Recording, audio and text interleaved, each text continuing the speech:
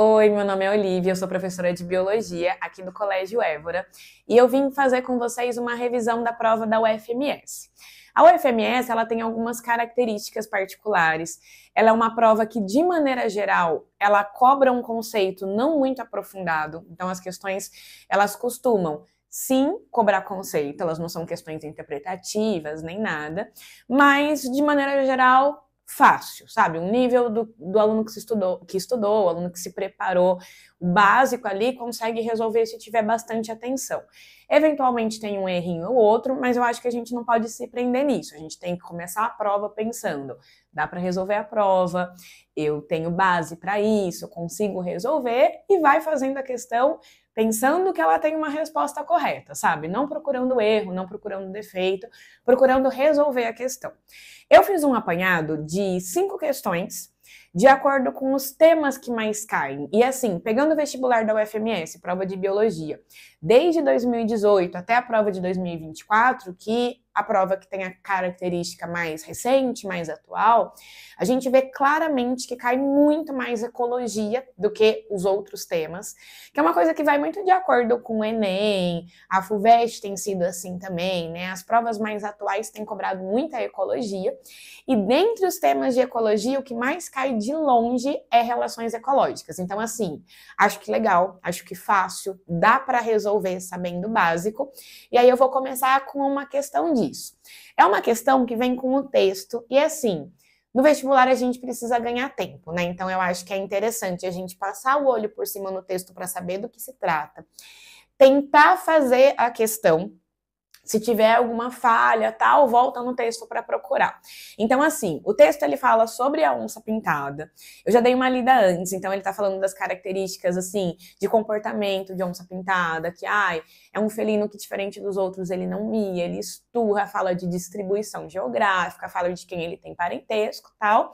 E aí, no fim daquele texto, fala: de maneira geral, porém, suas populações vêm diminuindo, onde entram em confronto com atividades humanas, sendo a caça uma das principais ameaças.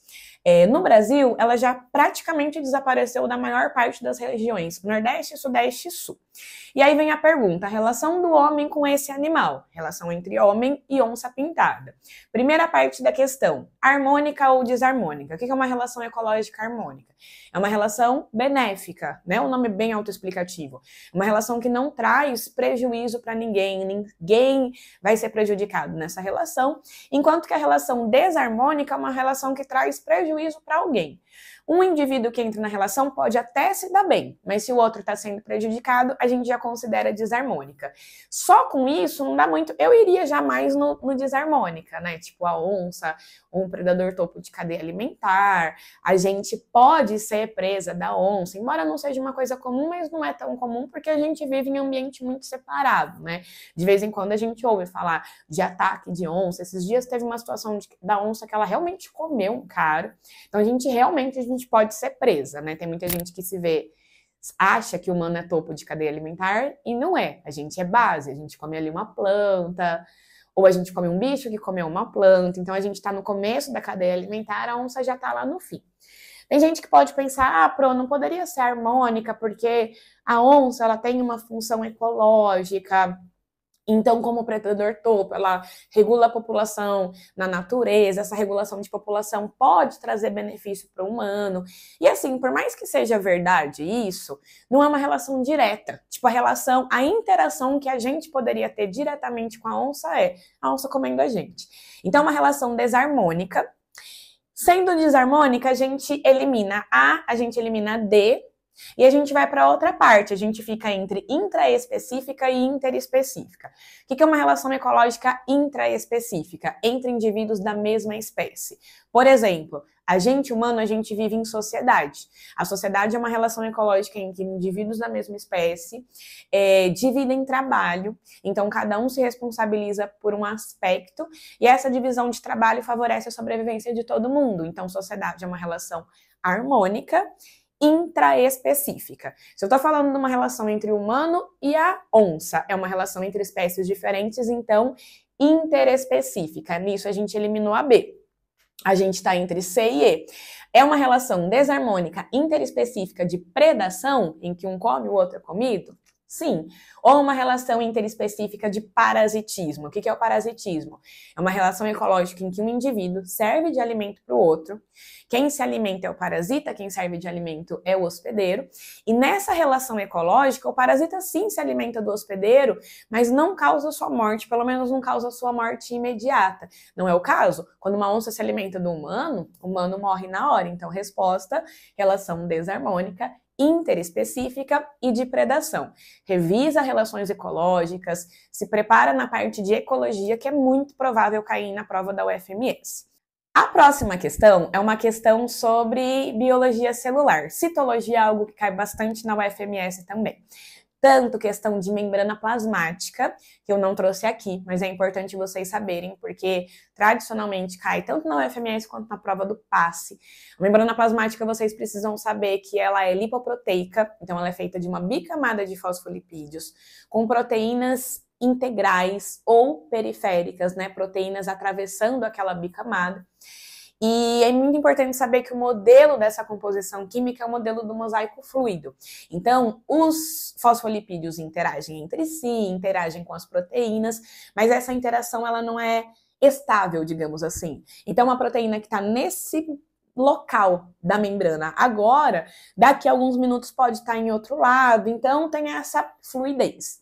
Outra característica super importante da membrana que precisa lembrar para o vestibular é a permeabilidade seletiva. A membrana deixa algumas coisas passarem do meio extracelular para o meio intra e vice-versa. Essa passagem de substâncias ela é fundamental para a manutenção das condições químicas essenciais para o funcionamento da célula, mas essa membrana não deixa qualquer coisa passar. Então, de vez em quando, ela permite a passagem de uma substância, de vez em quando ela barra, né? Então, a gente fala que ela é semipermeável ou tem permeabilidade seletiva.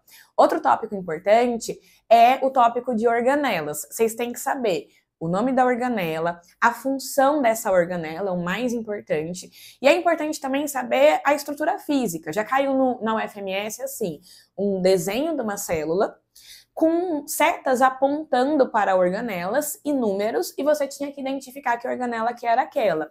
Aqui nessa questão ela usa um pouco disso, mas o foco é mais na função, né? Então você tem o componente celular, a estrutura desse componente e a função desse componente. Então vamos lá. O ribossomo é feito de duas subunidades de RNA ribossômico e proteína e serve para síntese de proteínas. Isso é super importante, é fundamental. O ribossomo é a organela essencial, tanto célula procarionte quanto célula eucarionte tem. É ele que vai ler o RNA mensageiro e vai traduzir essa informação codificada genética para a proteína. Então, a função é síntese proteica. Se um é síntese proteica, a gente já mata a questão, né? Porque a gente está entre armazenamento, respiração celular, lise das células, síntese de lipídios e síntese proteica. Beleza? Mas o objetivo aqui é revisar. Então, vamos fazer a tabela toda, fazer de conta que a gente não sabe a resposta. O número 2 é uma organela que é formada por pilhas de sacos membranosos. Nisso você já mata, é complexo Golgiense, complexo de Golgi. Ele chama de aparelho de Golgi, tá tudo certo. E o complexo Golgiense é a organela que mais tem variedade de função. Então, ela recebe substâncias que são feitas pelo retículo endoplasmático. Ela vai armazenar temporariamente essa substância se for necessário armazenar. Se precisar, o complexo Golgiense ele também amadurece, então ele pode fazer uma glicosação, uma lipidação, uma fosfatação numa substância. Desculpa. Aí ele vai empacotar essa substância e vai secretar. Geralmente o vestibular ele cobra dessa maneira, tipo complexo Golgiense, empacota e secreta substâncias. Mas como eu falei para vocês, armazena, amadurece. Ele também forma o acrossomo do espermatozoide, é ele que dá origem à organela lisossomo, forma lamela média da parede celular vegetal, né, para divisão celular vegetal. Então tem uma variedade muito grande de funções. A organela 3 são sacos membranosos de enzimas hidrolíticas em célula animal. Então, uma bolsa cheia de enzima dentro. Se ela é enzima hidrolítica, quer dizer que ela quebra as coisas usando água. E tem como função quebra de substâncias ingeridas ou macromoléculas celulares e organelas danificadas para a reciclagem. Então, assim, é uma organela que quebra coisas. Essa quebra de coisas dentro da célula a gente chama de digestão intracelular. Se essa organela está digerindo, quebrando algo que veio de fora, a gente fala em heterofagia. Exemplo, um macrófago, que é uma célula de defesa, ele engloba uma bactéria, que ele identifica como corpo estranho, e degrada essa bactéria para proteção do nosso corpo usando as enzimas lisossômicas. O lisossomo ele também pode degradar coisas do interior da própria célula. Uma mitocôndria, por exemplo, que está velha, que não está mais funcionando, vai ser englobada por membranas intracelulares e o lisossomo vai jogar a sua enzima digestiva ali em cima dela. E esse processo de digerir coisas da própria célula, autofagia. O lisossomo pode também degradar a célula toda, a gente chama esse processo de autólise, e é super importante para alguns processos de reciclagem celular, eventualmente durante o desenvolvimento a gente perde coisas, e aí o lisossomo que vai ser responsável por essa autodestruição. O número 4, ele fala estrutura ligada à membrana. Penso que membrana plasmática.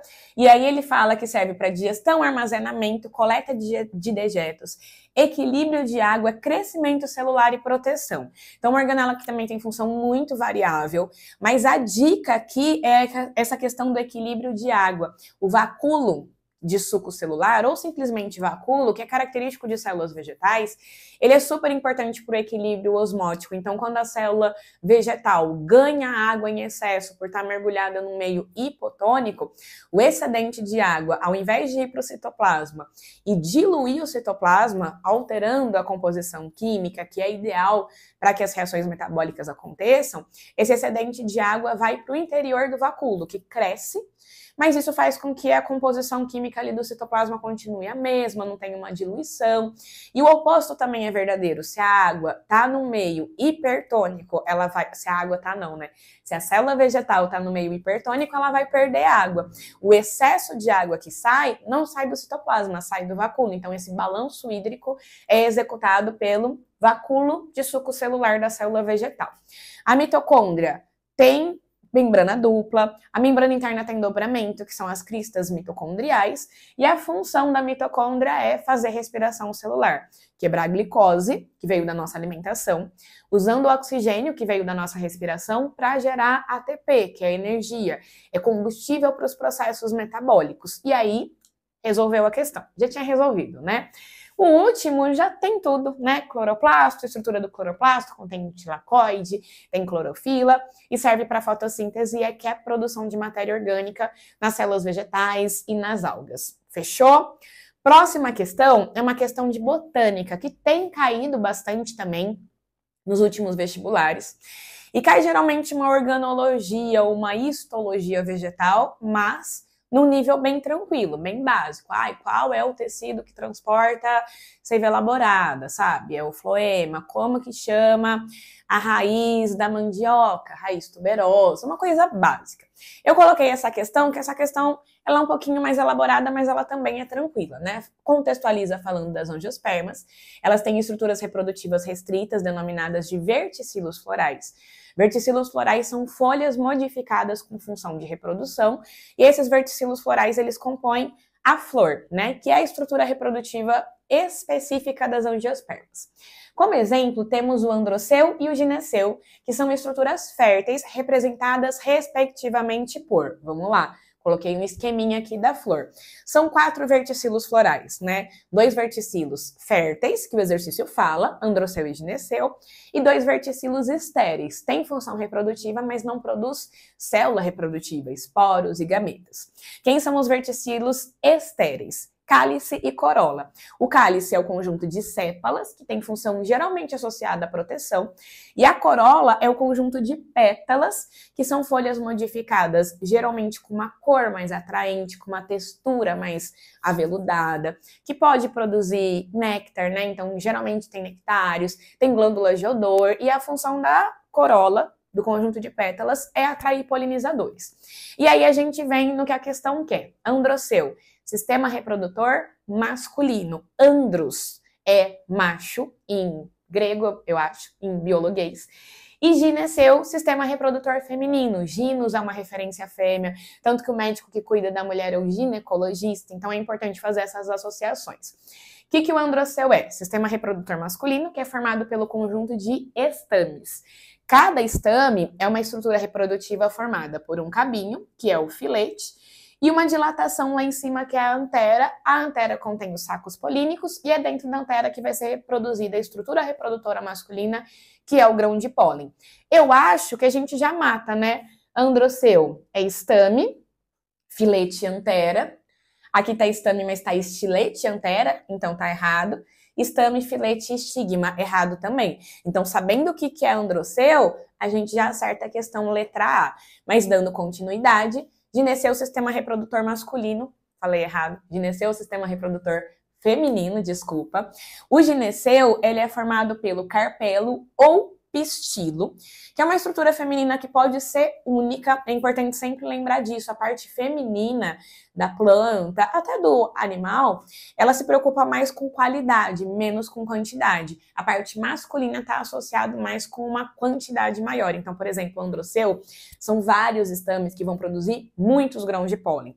O gineceu geralmente é um único carpelo. Mas assim, tem flor que tem vários carpelos, então não importa se tem um carpelo só ou vários. Gineceu é o conjunto de todos os carpelos, e esse carpelo ele é formado por uma dilatação superior, o estigma, que recebe o grão de pólen, um tubo comprido, o estilete, por onde vai crescer o tubo polínico, uma dilatação na base chamada ovário. Esse ovário, caso haja polinização, ele vai desenvolver e vai dar origem ao fruto, e dentro do ovário vai ter um ou mais óvulos. É o óvulo que vai ser fecundado pelo grão de pólen, e o desenvolvimento do óvulo após a fecundação dá origem à semente. Então, o gineceu é formado por capelo, que é ovário, estilete e estigma. Dentro do ovário tem óvulo, não tem problema ele não ter colocado o óvulo, ele descreveu de maneira correta, só faltou, mas tá tudo certo, dá para resolver a questão.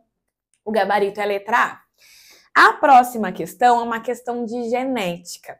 A genética mendeliana não cai assim tanto, apesar de que quase toda a prova tem ali uma questão de genética mendeliana, e a genética molecular, o metabolismo dos ácidos nucleicos, cai bastante, quase sempre tem. Então eu trouxe uma questão de cada, uma de genética mendeliana e uma de genética molecular mais para frente.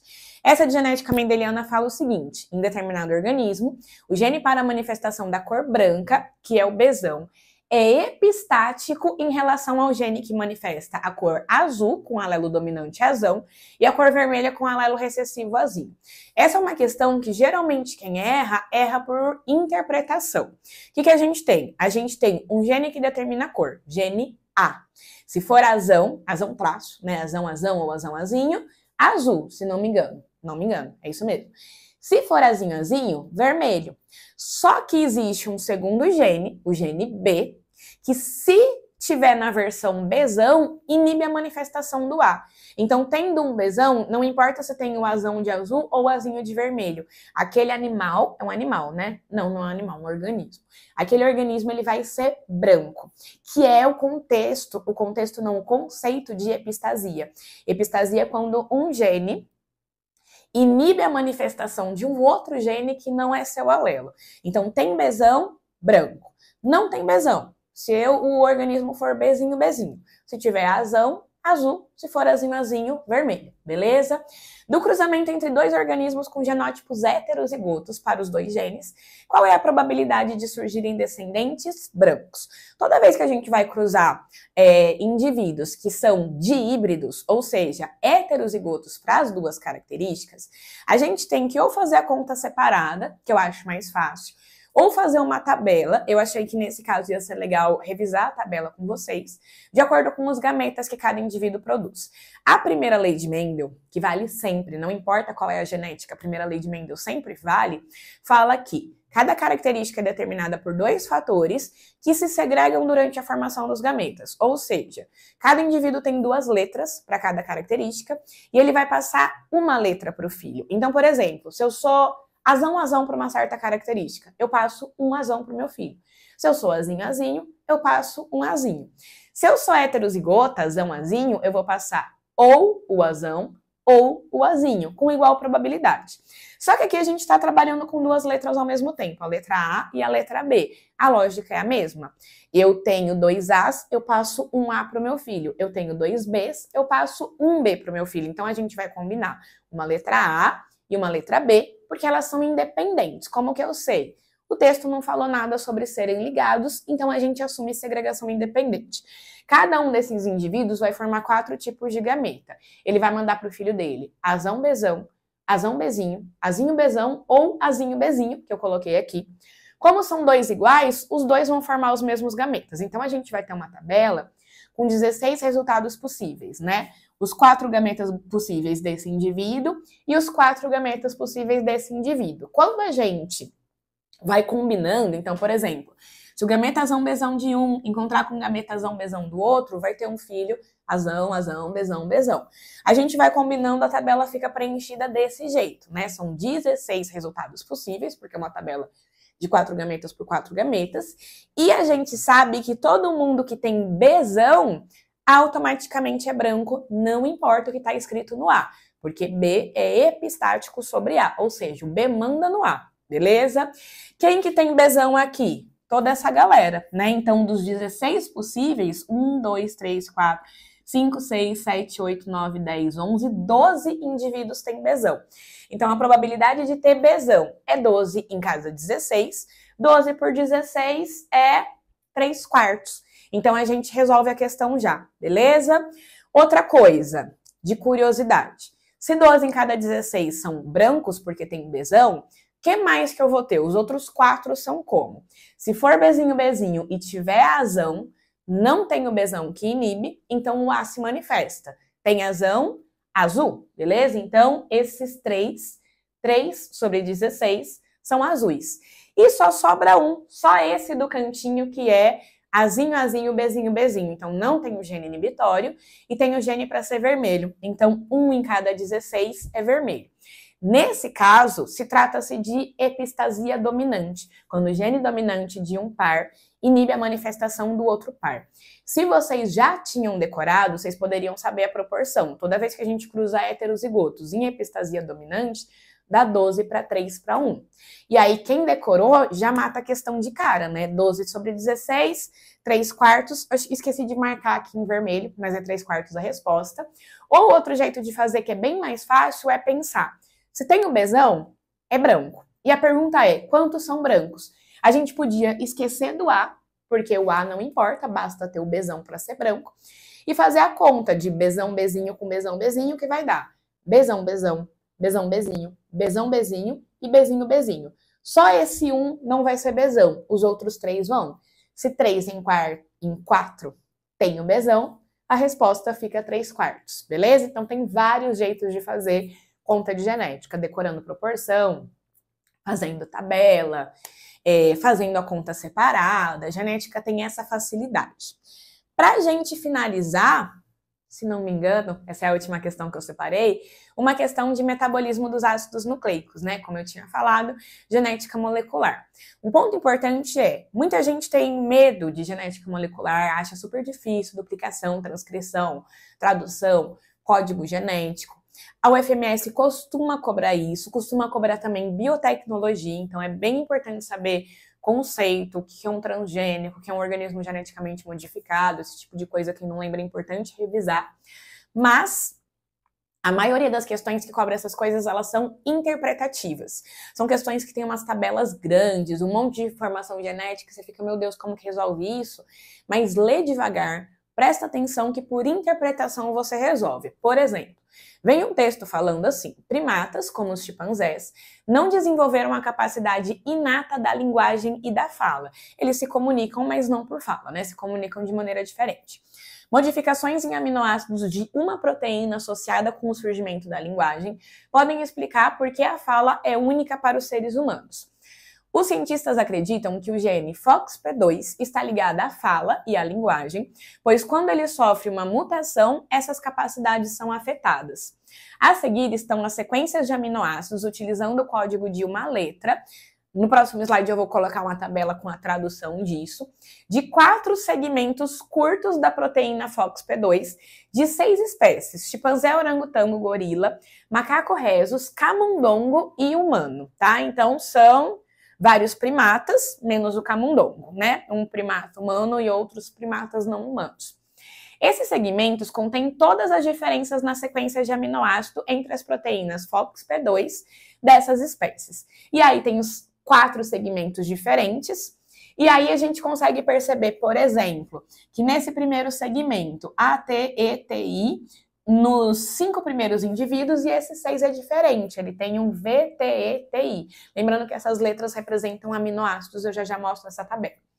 Utilizando o quadro dos aminoácidos a seguir e sabendo que as sequências de chimpanzé, de gorila e de macaco rhesus são idênticas, então a gente espera ali que gorila, chimpanzé e macaco rhesus sejam iguais.